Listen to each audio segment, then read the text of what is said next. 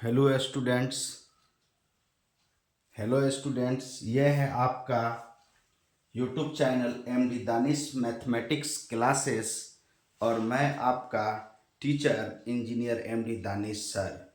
देखिए, आज एक घोषणा करने जा रहा हूँ कि आज से मैं सीबीएसई का भी जो 10th क्लास है इस बार 2026 के लिए, उनके लिए सीबीएसई का भी गेस मैं पढ़ाऊंगा। जो पैटर्न है उनका, उस हिसाब से गेस मेरे यूट्यूब पर चलेंगे। जो इम्पोर्टेंट क्वेश्चन है जो 2026 में एकदम आएंगे और 2026 में उसी पैटर्न पर एग्जाम होंगे, उसी पैटर्न के हिसाब से मैं गेस को पढ़ाऊंगा और बच्चे अच्छे मार्क्स लाएंगे। जो बच्चे मेहनत करते हैं वही बच्चे अच्छे मार्क्स लाते हैं, तो इसलिए मेहनत करना बहुत ज़रूरी है। अब मैथ से बच्चे बहुत डरते हैं, डरने की कोई बात नहीं है। जब आप मेहनत करेंगे तो ज़रूर ज़रूर आप अच्छे नंबर लाएंगे।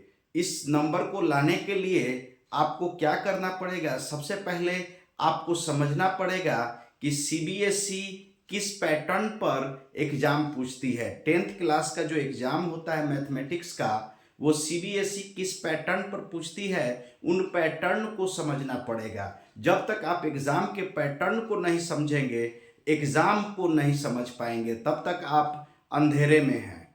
देखिए, सबसे पहले आपको एग्जाम का पैटर्न समझना होगा कि एग्जाम किस पैटर्न पर पूछती है सीबीएसई, और इसके लिए मैंने आपका काम आसान कर दिया है। मैंने 2 सेट बनाया है जो वीवीआई है, जो इसी एग्जाम के पैटर्न से बनाया है। जो मेरा टेलीग्राम चैनल पर 2 सेट क्वेश्चन दिया हुआ है। देखिए, एक सेट, देखिए 2-2 सेट बनाया है। एक उन बच्चों के लिए जो स्टैंडर्ड मैथमेटिक्स पढ़ते हैं। स्टैंडर्ड मैथमेटिक्स कोड 041 का एग्जाम देंगे। क्लास 10th का सीबीएसई का मैथमेटिक्स कोड 041 का एग्जाम देंगे। स्टैंडर्ड मैथमेटिक्स जो आगे भी मैथमेटिक्स लेना चाहते हैं वैसे बच्चे जो देंगे, उनके लिए भी 2 सेट मैंने बनाया है। वो बच्चे जो आगे इच्छुक नहीं है मैथमेटिक्स में और मैथमेटिक्स सिंपल लेना चाहते हैं, जिसका कोड रहता है 241, वो लेना चाहते हैं, उसके लिए भी 2 सेट बनाए हैं। और दोनों सेट जो है मैंने अपने यूट्यूब अपने मतलब कि टेलीग्राम चैनल पर डाल दिया है। बहुत रिसर्च करके बनाया है और उन दोनों सेटों को दोनों मतलब कि दोनों कोड वाले सेटों को मैंने डाल दिया है अपने टेलीग्राम चैनल में, जिसका लिंक आपके डिस्क्रिप्शन में, यूट्यूब के डिस्क्रिप्शन में रहेगा।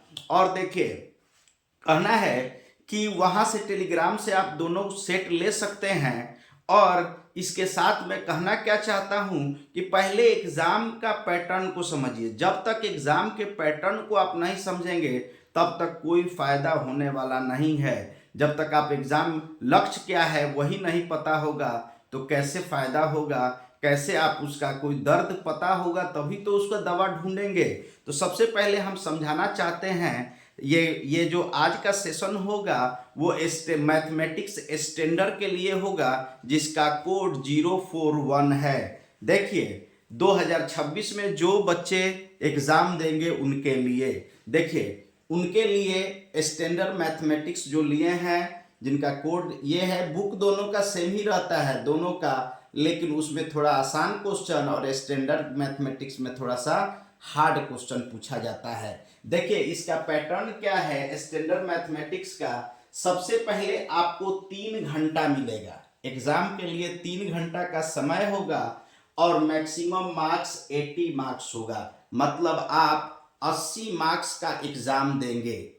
पेपर पर जो बोर्ड एग्जाम देंगे वो 80 मार्क्स का जो सेंटर पर जाकर देंगे। उसके बाद देखिए, गेस क्वेश्चन पेपर सेट 1, ये स्टैंडर्ड का है 2026 का। जो पहले मैं कराऊंगा 2026 के लिए, मैं अपना जो पेपर गेस पेपर तैयार किया है उसका सेट 1 कराऊंगा। उसके बाद हम सेट 2 भी कराएंगे। ठीक है, सेट 2 भी कराएंगे। तो यहाँ पर देखिए सेट 1 है ये, तो सेट 1 के लिए अलग क्वेश्चन गेस किया है, सेट 2 के लिए मैंने अलग क्वेश्चन गेस किया है। तो आप समझेंगे ये क्लास 10th के वैसे बच्चे जो मतलब 10th क्लास के हैं और सेशन 25-26 के हैं जो इस बार बोर्ड एग्जाम देने जा रहे हैं, उनको समझना पड़ेगा कि ये सीबीएसई बोर्ड का एग्जाम है, सीबीएसई बोर्ड कैसे एग्जाम कंडक्ट करती है, सिलेबस एग्जाम क्वेश्चन का पैटर्न क्या रखती है। देखिए सबसे पहला सेक्शन ए जो होगा आपका 20 मार्क्स का होगा, जो एमसीक्यू और एसर्शन रीजन होगा, जो एमसीक्यू एसर्शन रीजन होगा। सेक्शन ए 20 मार्क्स का, एमसीक्यू 18 मार्क्स का, मतलब 18 गो एमसीक्यू जो 18 मार्क्स का होगा, और एसर्शन रीजन आपका 2 क्वेश्चन 2 मार्क्स का होगा। 18 2 20 मार्क्स आपको यहां से आएंगे सेक्शन ए से। उसके बाद अगला सेक्शन है सेक्शन बी। देखिए सेक्शन बी 10 मार्क्स का होगा, सेक्शन बी 10 मार्क्स का होगा, शॉर्ट क्वेश्चन आंसर होगा, इसमें शॉर्ट क्वेश्चन बनाना है आपको मैथ्स का, और ये 5 क्वेश्चन होगा। देखिए 5 क्वेश्चन 10 मार्क्स, प्रत्येक क्वेश्चन 2 मार्क्स का होगा। इसमें 5 क्वेश्चन जो है हर क्वेश्चन 2 मार्क्स का होगा इसमें। देखिए उसके बाद अगला क्वेश्चन थोड़ा सा उससे भारी जो क्वेश्चन होगा वो पूछा जाएगा सी सेक्शन में। सी सेक्शन में पूछा जाएगा 18 मार्क्स का क्वेश्चन। नंबर ऑफ क्वेश्चन 6 होगा, नंबर ऑफ क्वेश्चन 6 होगा, और 6 नंबर ऑफ क्वेश्चन पर क्वेश्चन मार्क्स 3 मार्क्स होंगे। मतलब हर क्वेश्चन का वैल्यू 3 मार्क्स है, मतलब 6 तिरका 18, मतलब इस सेक्शन से आप 18 मार्क्स उठाना है। उसके बाद सेक्शन डी, सेक्शन डी जो है ये 20 मार्क्स का है, और ये इससे भी सेक्शन सी से थोड़ा हार्ड क्वेश्चन होगा सेक्शन डी में। सेक्शन सी से हार्ड क्वेश्चन थोड़ा सेक्शन डी में होगा जो 20 मार्क्स का होगा। यहां पर नंबर ऑफ क्वेश्चन आपको 4 बनाने हैं, नंबर ऑफ क्वेश्चन 4 बनाने हैं, और पर क्वेश्चन मार्क्स 5 मार्क्स के होंगे। पर क्वेश्चन मार्क्स 5 मार्क्स के, मतलब एक क्वेश्चन का वैल्यू 5 मार्क्स होगा।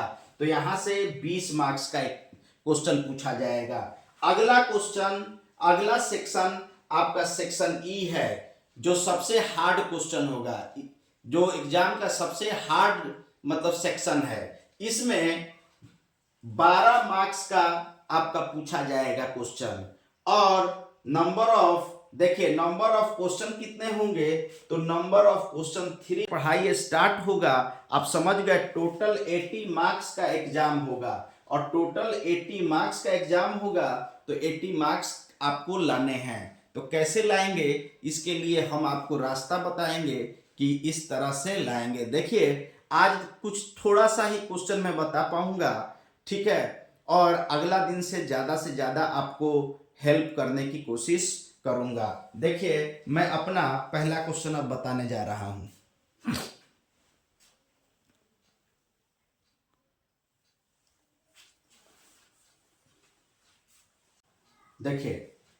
देखिए ये मेरा पहला क्वेश्चन है, और ये क्वेश्चन सेक्शन 1 का है जो एमसीक्यू है। देखिए पहला एमसीक्यू जो मेरा गेस का है, एमसीक्यू जो मैंने गेस किया है उसका है। देखिए यहां पर पहला क्वेश्चन कह रहा है कि if a is equal to 2 to the power 3 and 3 to the power 2 into 5, यदि a is equal to 2 to the power 3 into 3 to the power 2 into 5 हो, एंड b में b is equal to 2 to the power 2 and 3 to the power 3 into 7 हो, तो then HCF of A and B is, 2 number है, एक number A है एक number B है, दोनों का प्राइम फैक्टराइजेशन दिया हुआ है। A का प्राइम फैक्टराइजेशन दिया हुआ है और B का भी प्राइम फैक्टराइजेशन दिया हुआ है। तो बोला है कि A और B का HCF क्या होगा। 4 ऑप्शन आपके पास रहेंगे, 72, B में 36, C में 18, D में 12।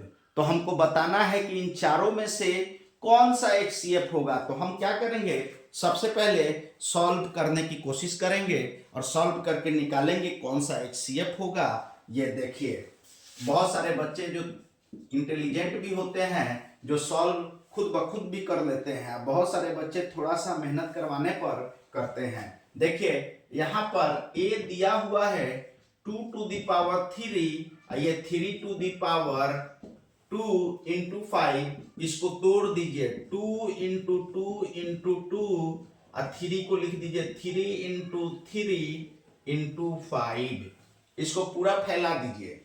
b में b दिया हुआ है हमारा, देखिए 2 का स्क्वायर इंटू 3 का क्यूब और 7, ये होगा आपका 2 इंटू 2 इंटू 3 इंटू 3 इंटू 7। देखिए ये हो गया। अब देखिए यहां पर HCF का कॉन्सेप्ट क्या है। HCF नाम से आपको समझना होगा कि क्या है। HCF का मतलब हाईएस्ट कॉमन फैक्टर, मतलब 2 नंबर में सबसे बड़ा कॉमन फैक्टर क्या होगा, वही HCF होगा। तो हम क्या करेंगे, दोनों में देखेंगे कि कितना फैक्टर कॉमन है। तो देखिए यहां पर देख रहे हैं 1 2 दोनों में है, लिख दिया। फिर दूसरा 2 दोनों में है, वो भी लिख दिया। तीसरा 2 इसमें तो है लेकिन इसमें नहीं है, तो वो नहीं लिखेंगे। देखिए उसके बाद 1 3 दोनों में है, लिख दिया। दूसरा 3 भी दोनों में है, वो भी लिख दिया। लेकिन इसमें 5 है, इसमें 5 नहीं है, नहीं लिखेंगे। इसमें 7 है, इसमें 7 नहीं है, नहीं लिखेंगे। जो दोनों में मिलेगा उसको लिखेंगे। लिख दिए। अब इनको इंटू कर दीजिए। 3 3 जा 9 और 9 2 जा 18, 18 2 जा 36। हमारा कौन सा आंसर होगा, तो हम देख रहे हैं कि मेरा विकल्प बी का चुनाव सही है। Option B is correct. नहीं, अब देखिए अगला क्वेश्चन मैं बताता हूं। अगला क्वेश्चन है मेरा, the graph of polynomial px, the graph of polynomial px is equal to ax square bx plus c, ax square bx plus c crosses the x axis at -2 0। मतलब x एक्सिस पर वो graph कहां cross कर रहा है, -2 0 पर and 3 0, मतलब x axis को 2 बार कट कर रहा है। अगर कोई ग्राफ x एक्सिस को 2 बार कट करेगा तो इसका मतलब है कि उस ग्राफ का 2 हल होगा, 2 हल होगा। तो आपको बताना पड़ेगा कौन कौन हल होगा। कौन कौन हल मतलब सॉल्यूशन, रूट होगा, 2 रूट होंगे, ठीक है। और x का वैल्यू क्या क्या होगा, तो बोला है कि x का वैल्यू मतलब 0, द जीरोज आर, मतलब the graph of polynomial px is equal to ax square bx plus c crosses the x axis eight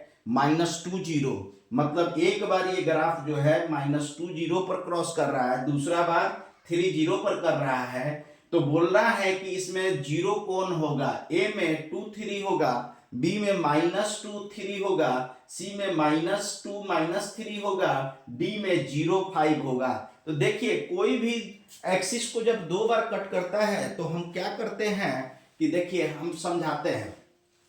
मान लीजिए कि ये x अक्ष है, x एक्सिस है, ये x एक्सिस है, ये y एक्सिस है।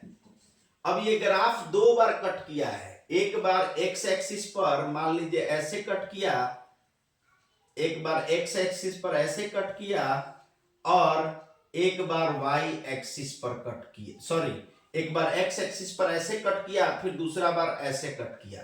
तो मान लीजिए ये वाला जो है a पॉइंट -2 0 है और b वाला 3 0 है।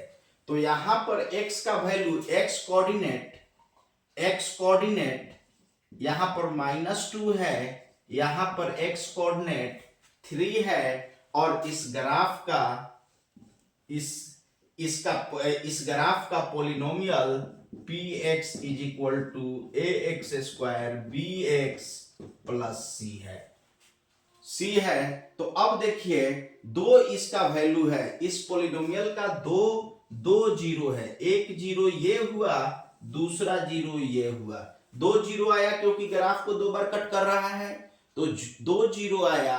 तो आपका देखिए, आपका एक जीरो -2, दूसरा जीरो 3, ये वाला ऑप्शन करेक्ट होगा। कौन मेरा इसका ऑप्शन है? तो ऑप्शन बी -2 और 3, जो एक्स कोऑर्डिनेट होता है वही होता है। देखिए अगला question, for what value of के। देखिए क्वेश्चन अगला है कि फॉर व्हाट वैल्यू ऑफ के will the system of equations 2x plus 3y is equal to 7 and 4x plus ky is equal to 14 have infinitely many solution। मतलब k के किस मान के लिए इन दोनों इक्वेशनों का इनफाइनाइट सॉल्यूशन होगा। तो इनफाइनाइट सॉल्यूशन के किस मान के लिए होगा?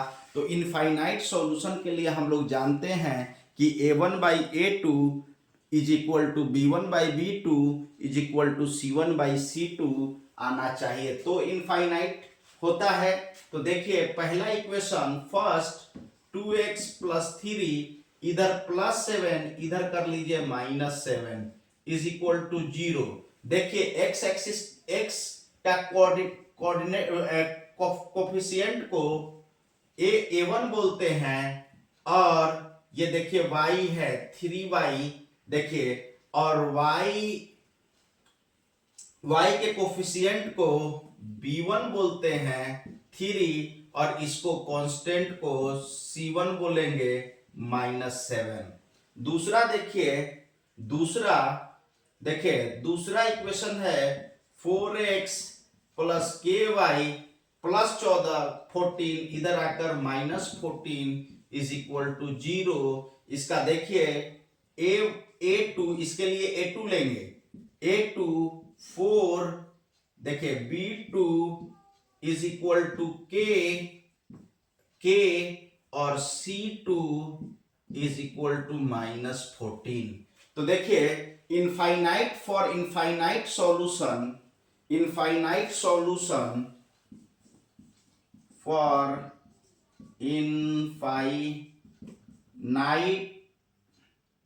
इनफाइनाइटली सॉल्यूशंस क्या होगा? a1/a2 is equal to b1/b2 is equal to c1/c2। तो देखिए a1 कितना है जी? तो a1 2 है, तो 2/4। देखिए b1 कितना है? 3, और b2 कितना है? k, और c1 कितना है? -7 और -14। देखिए ये कटेगा तो 2 1 जा 2 और 2 2 जा 4। देखिए ये माइनस माइनस प्लस, 7 1 जा 7, 7 2 जा 4, मतलब ये 1/2।